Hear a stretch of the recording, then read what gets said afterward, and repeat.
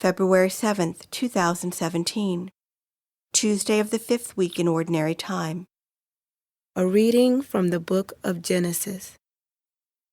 God said, "Let the water teem with an abundance of living creatures, and on the earth let birds fly beneath the dome of the sky." And so it happened.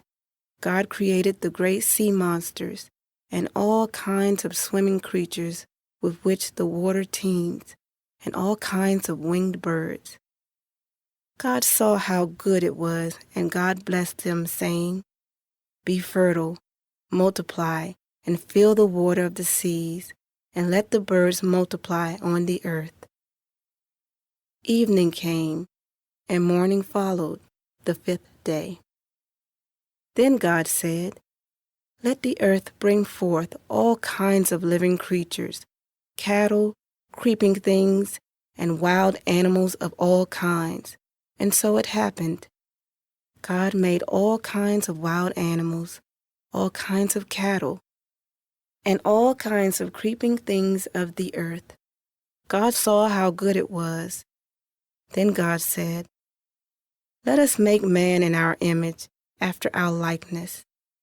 Let them have dominion over the fish of the sea, the birds of the air, and the cattle, and over all the wild animals, and all the creatures that crawl on the ground." God created man in his image. In the divine image he created him. Male and female he created them. God blessed them, saying, "Be fertile and multiply, fill the earth and subdue it. Have dominion over the fish of the sea, the birds of the air, and all the living things that move on the earth."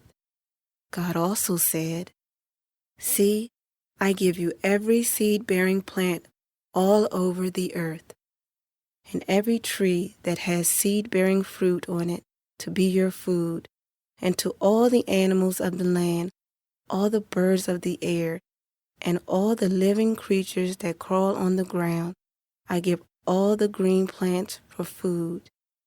And so it happened.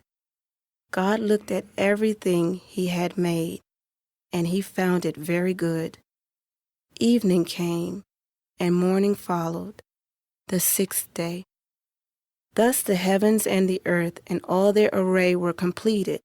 Since on the 7th day God was finished with the work he had been doing, he rested on the 7th day from all the work he had undertaken.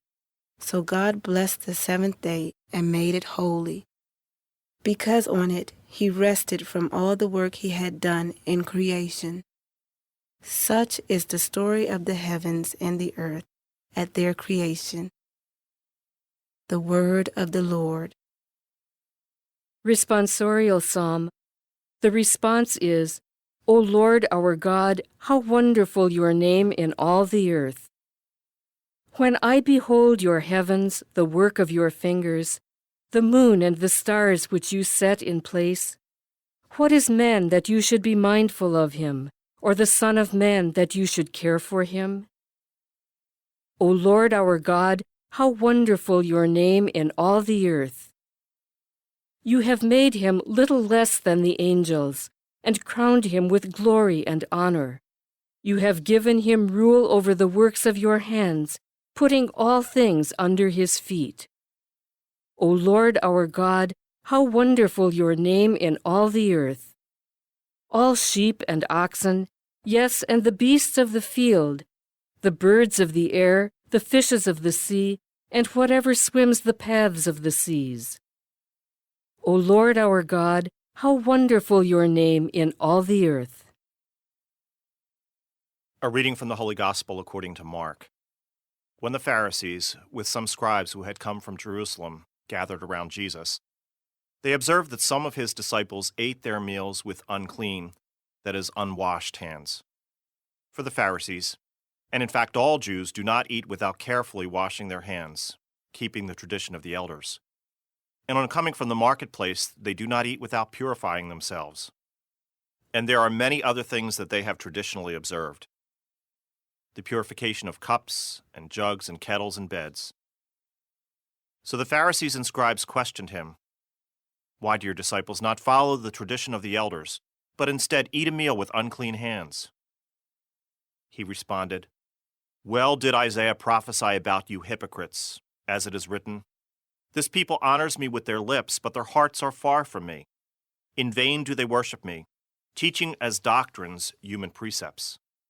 You disregard God's commandment, but cling to human tradition."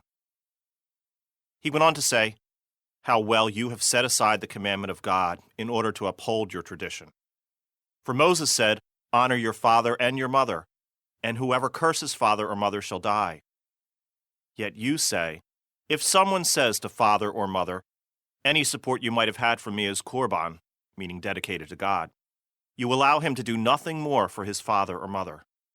You nullify the word of God in favor of your tradition that you have handed on. And you do many such things." The Gospel of the Lord.